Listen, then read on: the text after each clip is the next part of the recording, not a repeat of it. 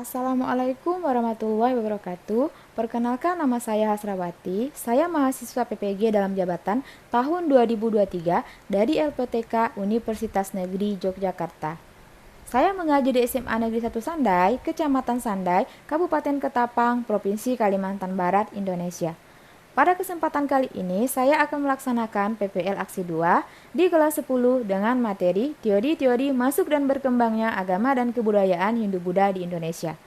Saya menggunakan media PowerPoint dengan model pembelajaran Problem Basic Learning. Selamat menyaksikan.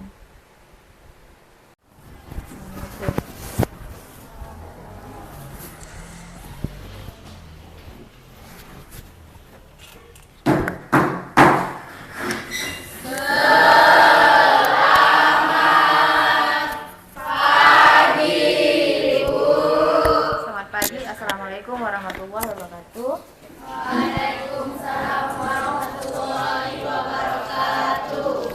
Bagaimana kondisinya hari ini? Alhamdulillah, sudah siap menerima pembelajaran kita pada hari ini? Sudah siap ya. Baik, Ibu absensi dulu ya.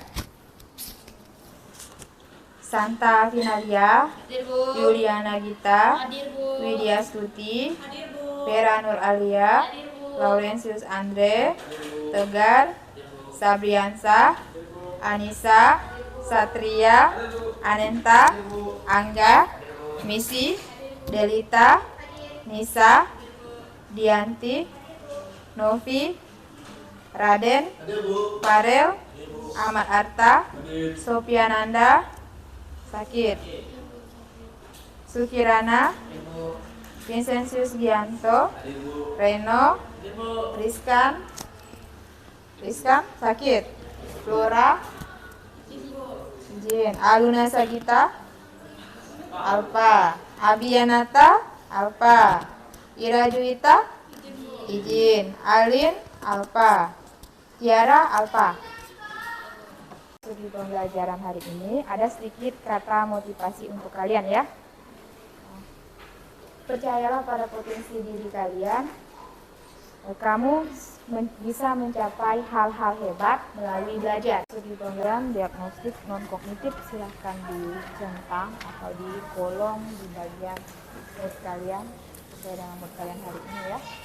Tujuan pembelajaran yang akan kita capai pada pembelajaran kita hari ini. Yang pertama, tujuan yang saya harapkan bisa kita capai, peserta didik mampu menganalisis informasi bersama dengan anggota kelompoknya tentang teori masuk dan berkembangnya agama dan kebudayaan Hindu-Buddha di Indonesia. Yang kedua, peserta didik mampu mengolah informasi tentang teori masuk dan berkembangnya agama Hindu-Buddha di Indonesia dengan bekerja sama yang baik.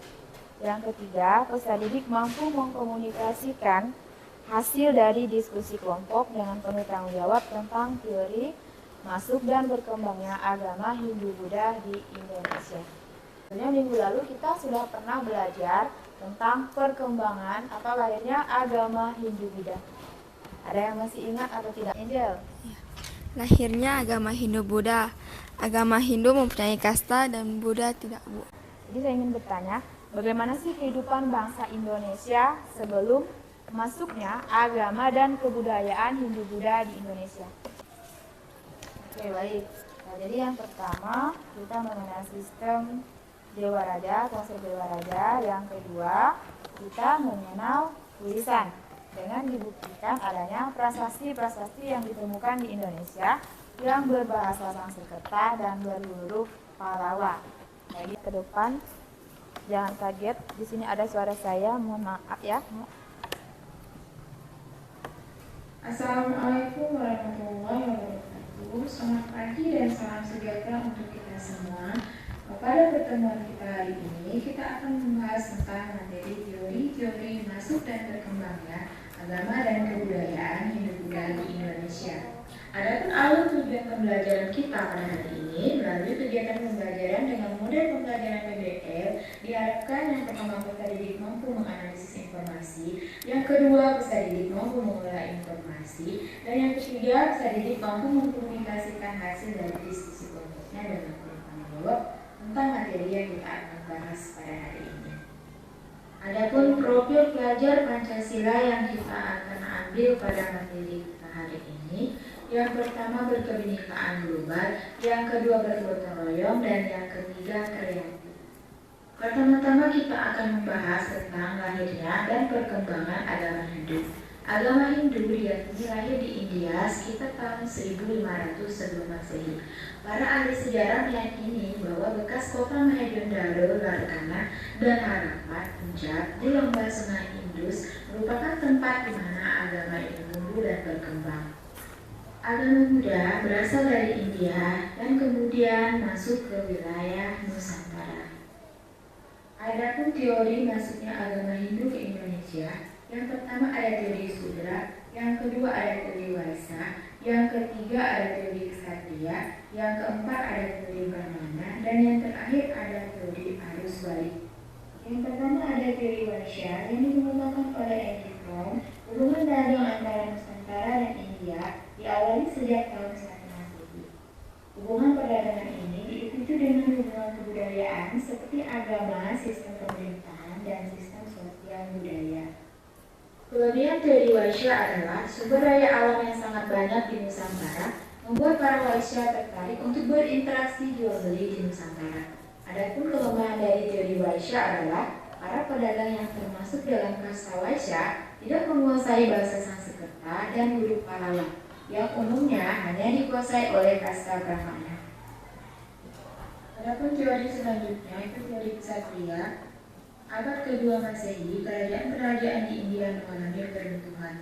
Perebutan kekuasaan penguasa dari golongan ksatria di kerajaan-kerajaan yang kalah perang pada masa itu dianggap melarikan diri ke Nusantara. Adapun kelebihan dari teori ksatria, yang pertama semangat berpetualangan dan menaklukkan daerah lain.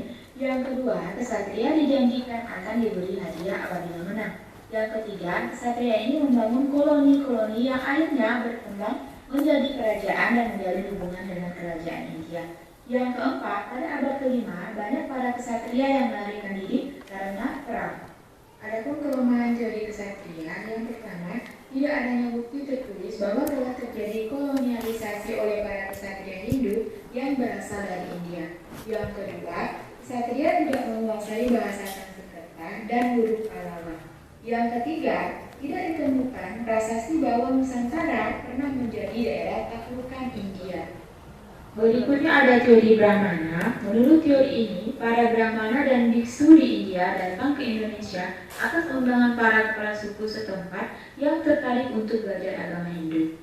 Setelah menganut agama Hindu, para kepala suku ini kemudian mengangkat Brahmana menjadi penasehat mereka. Dari lingkungan istana, agama ini kemudian menyebar luas ke tengah masyarakat kecil.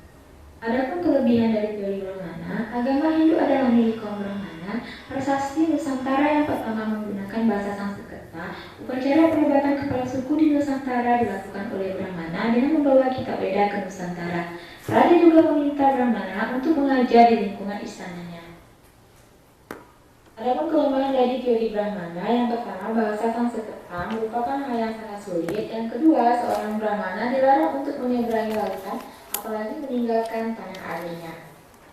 Berikutnya ada teori arus balik, yang mana teori ini menjelaskan bahwa masuknya Hindu-Buddha ke Indonesia adalah oleh masyarakat Indonesia sendiri. Kelompok ini sering disebut empu atau lokal genius. Ada pula yang mengatakan karena adanya ketertarikan bangsa Indonesia terhadap kebudayaan India. Teori ini sering disebut teori arus balik. Di dalam teori arus balik, persebaran agama Hindu menurut Ali tidak hanya dilakukan satu arah. Pembawa agama Hindu dari India datang, kemudian setelah tiba di Nusantara, mereka menyebarkan agamanya. Kelebihan dari teori ini, ada kemungkinan putra bangsawan di Nusantara pergi ke India untuk belajar agama dan kebudayaan Hindu-Buddha. Tujuannya agar dengan ilmu yang mereka dapat dari India, para bangsawan bisa membuat kekuasaan di Nusantara dengan mencontoh kebudayaan Hindu-Buddha di India. Kelemahan dari teori ini, masyarakat Nusantara masih bersifat pasif, jadi tidak mungkin mereka pergi ke India. Yang terakhir ada teori Sudra. Teori Sudra menerangkan bahwa agama Hindu masuk ke Nusantara dibawa oleh para golongan Sudra yang disebut juga sebagai Buddha. Mereka mengajarkan agama Hindu Buddha ke Indonesia dengan harapan untuk perbaikan nasib mereka. Kelemahan dari teori ini hanya golongan Brahmana yang bisa membaca Gita Weda yang berbahasa Sanskerta dan bertuliskan huruf Pallawa. Sekian dan terima kasih telah menyimak materi kita pada hari ini. Kelompok pertama itu ada teori Brahmana, yang kedua ada teori Ksatria, kelompok 3 itu ada teori Waisa, kelompok 4 teori arus balik, dan kelompok 5 teori Sudra.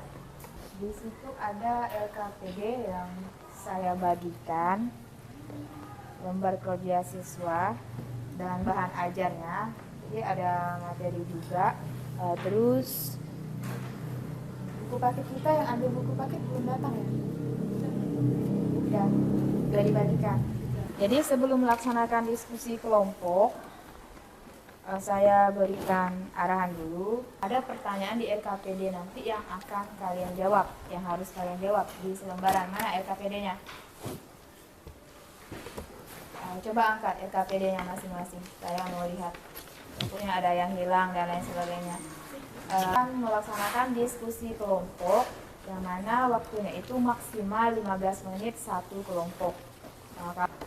Selanjutnya, kelompok yang presentasi di depan, kalian harus menuliskan jawaban dari temanmu.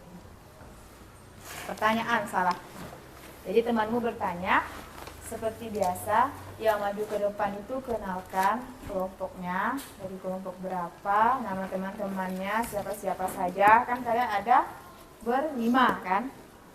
Ada berlima, jadi silakan diperkenalkan dulu teman-temannya, judul kelompoknya apa, baru kalian presentasikan hasil dari diskusi kelompok kalian, ya.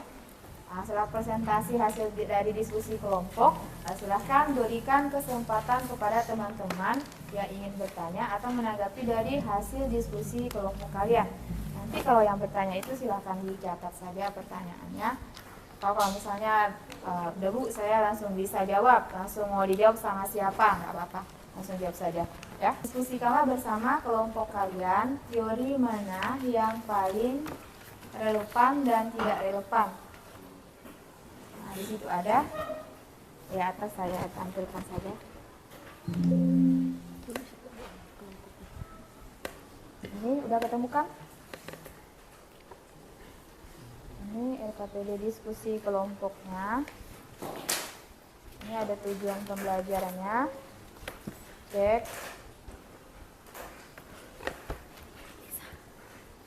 Tadi ada orientasi, kalian sudah menyimak dari tayangan video Canva tadi. Ini ada petunjuk pengerjaan. Yang pertama, tuliskan identitas pada kolom yang disediakan. Di belakang sekali itu ada kolom identitas, buku, dan lain sebagainya. Tadi sudah ada ya, alat bantu. Terus bacalah teliti sebelum mengerjakan atau mengisi jawaban berdiskusi kelompok. Diskusikan pertanyaan itu bersama dengan teman kelompoknya. Lalu kemudian tuliskan hasil diskusinya. Jadi yang harus dijawab atau permasalahan yang akan diangkat di sini. Ini cek di LKPD-nya ada semua kan? Lengkap halamannya. Diskusikanlah bersama kelompokmu teori manakah yang dianggap paling relevan dan tidak relevan tentang masuk dan berkembangnya agama dan kebudayaan Hindu-Buddha di Indonesia. Nah, tadi ada berapa teorinya? 5. Yang pertama teori Brahmana. Kelompok Brahmana siapa? Angkat tangan. Oke. Yang kedua ada teori Ksatria. Kelompok Ksatria yang mana? Angkat tangan. Oke. Yang ketiga ada teori Waisa. Kelompok Waisa angkat tangan. Oke, sip. Yang keempat ada teori arus balik. Kelompok teori arus balik angkat tangan. Oke, ada ya. Terus yang terakhir ada teori Sudra. Kelompok Sudra silakan angkat tangan. Nah, silakan berdiskusi. Teori Sudra itu, teori Brahmana, teori Ksatria, Waisa, dan arus balik itu teorinya seperti apa? Terus kelebihan dari teorinya apa yang mendasari? Misalnya, kami menganggap paling benar teori Waisa. Jadi kelebihan dari teori Waisa itu apa dan kelemahannya juga apa? Karena setiap kelebihan pasti ada kelemahan. Diskusikanlah bersama kelompokmu teori manakah yang dianggap paling relevan dan tidak relevan. Maksudnya itu kan tadi kan kalian udah dipecah kan, udah dibagi kelompoknya. Jadi dari kelompok kalian ini kelompok Brahmana. Dari teori Brahmana itu isinya apa saja? Tuliskan, jelaskan. Nah, terus kelebihan dari teori Brahmana itu apa? Tuliskan. Tapi berdiskusi ya, bukan hanya pemikiran kalian sendiri. Berapa orang nih? Berdiskusi semua, bagi tugas. Oh, bagi tugas. Giliran. Jadi nulis pun nanti giliran. Jadi tulisannya beda-beda.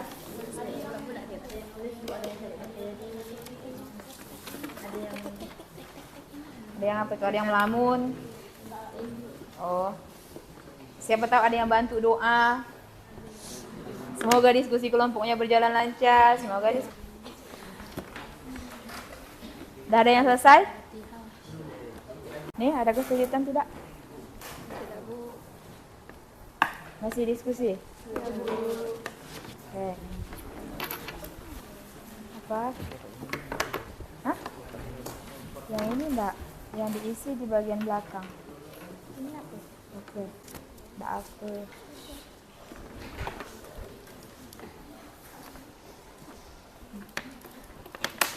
Ini yang berdiskusi ini berapa orang nih? Berdiskusi semua, bagi tugas. Oh, bagi tugas. Giliran. Jadi nulis pun nanti giliran. Jadi tulisannya beda-beda.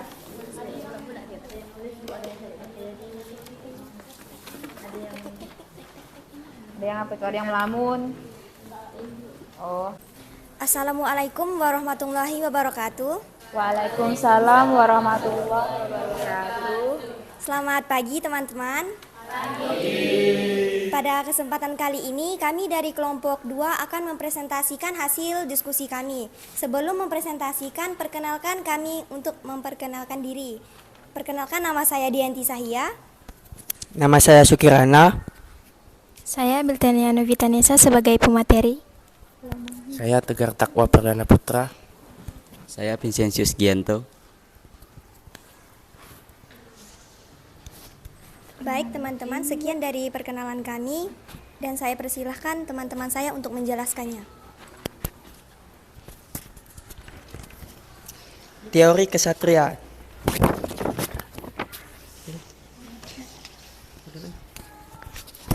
Teori kesatria dicetuskan oleh ilmuwan bernama Cornelis Christian Berg atau C.C. Berg. Menurutnya, agama Hindu di Indonesia disebarkan oleh golongan kesatria atau golongan prajurit yang dulunya memegang kekuasaan di wilayah India.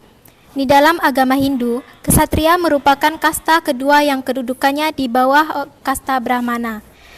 Di dalam agama Hindu, kesatria merupakan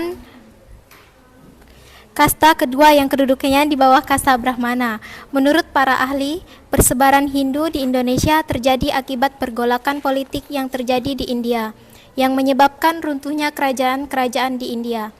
Penguasaan yang kalah kemudian melarikan diri ke berbagai wilayah. Salah satu tujuan pelariannya adalah Indonesia.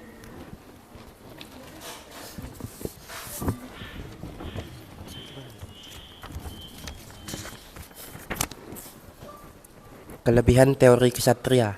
Teori kesatria didukung oleh para ahli yang menjelaskan bahwa pada sekitar abad ke-4 hingga abad ke-5 banyak para kesatria yang melarikan diri karena pergolakan politik di India.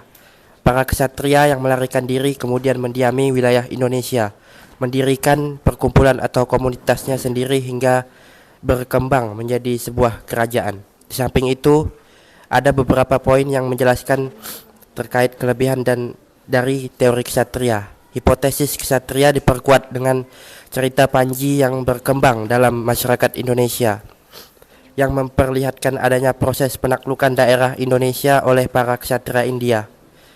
Pernyataan tersebut merupakan inti dari hipotesis yang dikembangkan oleh J.C. Berg. Menurut J.C. Berg, kepala suku di wilayah Indonesia banyak yang menjanjikan hadiah yang besar apabila para ksatria asal India mampu menyelesaikan masalah kekuasaan antar suku.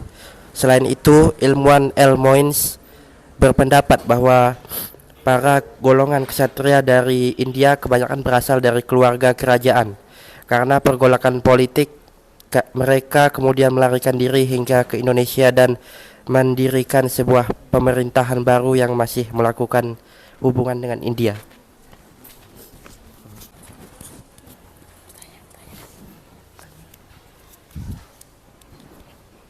Baik teman-teman, sekian dari penjelasan kami.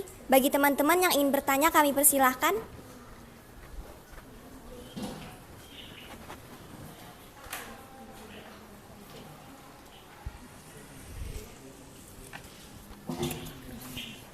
Baik, perkenalkan, nama saya Laurentius Andre, saya dari perwakilan kelompok 5. Saya ingin bertanya, sebutkan 5 ahli yang menentukan teori ksatria.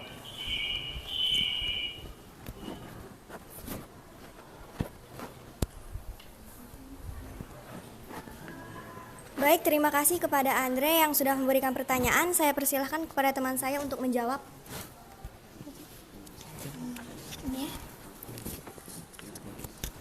Lima ahli yang mencetuskan teori ini yakni R.C. Majumdar, F. D.K. Box, C.C. Burke, Mukherjee, dan J.L. Moines. Apakah sudah jelas? Udah jelas. Baik, teman-teman yang lain ada yang ingin bertanya? Vera mau nanya. Makasih. Saya Anissa Nurhayati dari kelompok 1 ingin bertanya, apakah ada kekurangan atau kelebihan tentang teori ksatria?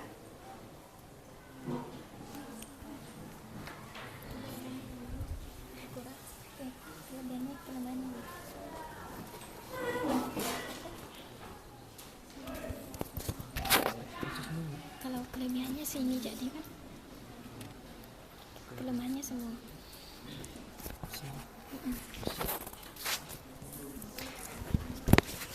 Kelebihan teori ksatria yang didukung oleh para ahli yang menjelaskan bahwa pada sekitar abad ke-4 hingga abad ke-5 banyak para ksatria yang melarikan diri karena pergolakan politik di India. Para ksatria yang melarikan diri kemudian mendiami wilayah Indonesia, mendirikan perkumpulan atau komunitasnya sehingga berkembang menjadi sebuah kerajaan. Kelemahan teori ksatria. Di samping kelebihan dari teori ksatria ada juga kekurangan atau kelemahannya. Kelemahannya adalah kasta ksatria tidak dapat berbahasa Sanskerta yang menjadi induk bahasa bagi kitab suci agama Hindu. Apakah sudah jelas? Baik teman-teman, sekian dari penjelasan kami pada materi teori ksatria. Mohon maaf kalau ada kata-kata yang salah dari penjelasan kami. Terima kasih juga kepada teman-teman yang sudah bertanya. Sekian dari kami, terima kasih. Assalamualaikum warahmatullahi wabarakatuh. Waalaikumsalam warahmatullahi wabarakatuh. Ya, kita berikan tepuk tangan untuk teman-teman.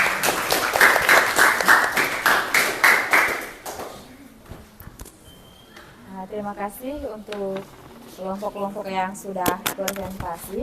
Nah, jadi kita lanjut ke bagian pengerjaan soal latihan, ya. Di sini saya akan bagikan soal latihannya.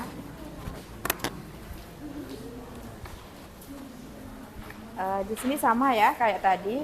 Di situ ada petunjuk pengerjaannya. Silahkan diisi di bagian nama, kelas, mata pelajaran, tanggal hari ini, ya.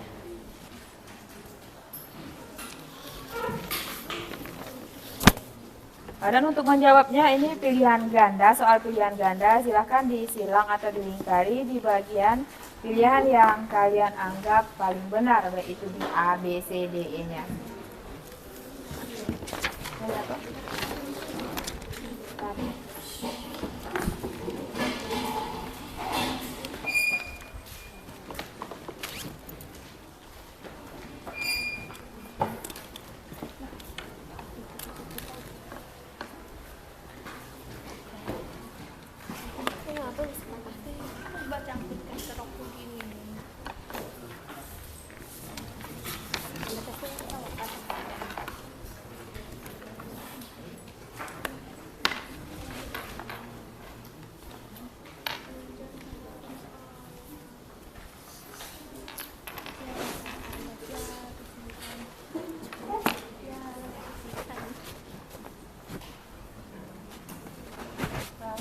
kerjakan latihannya di lembar soal latihan yang sudah saya bagikan.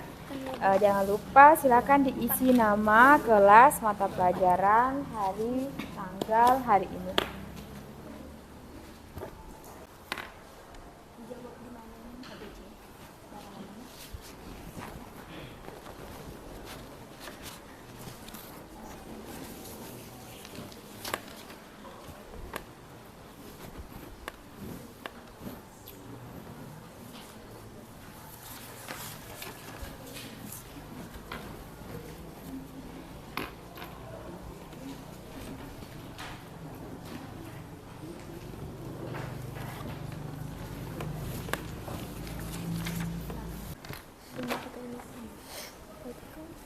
Silakan dikumpulkan ke depan perwakilan satu kelompok satu orang dari LKPD diskusi kelompoknya sama soal latihan pilihan gandanya.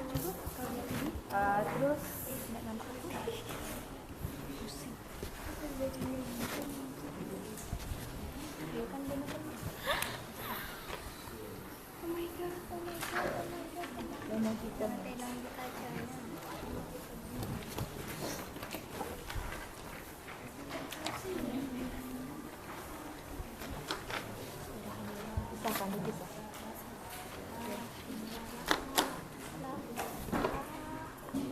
bisa berikan sedikit kesimpulan tentang pembelajaran kita hari ini.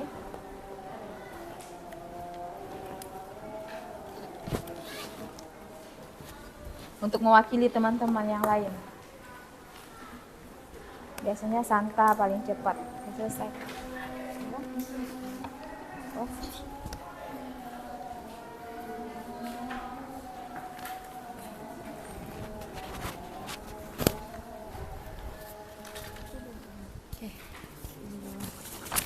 Santa boleh berdiri.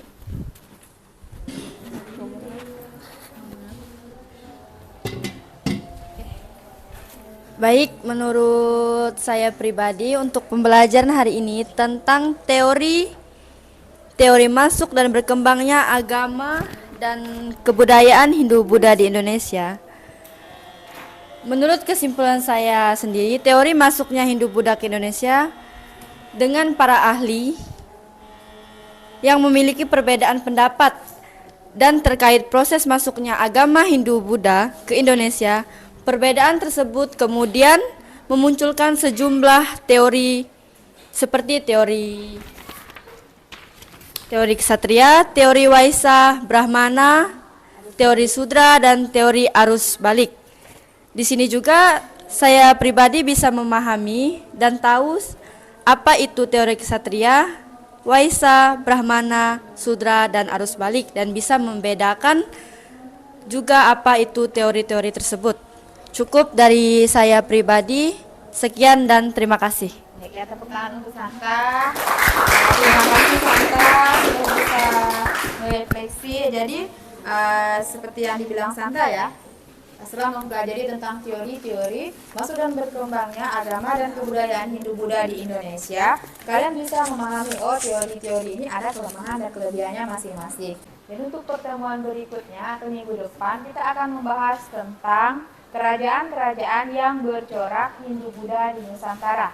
Karena beliau juga sudah berbunyi, saya akhiri. Assalamualaikum warahmatullahi wabarakatuh. Selamat siang dan salam sejahtera.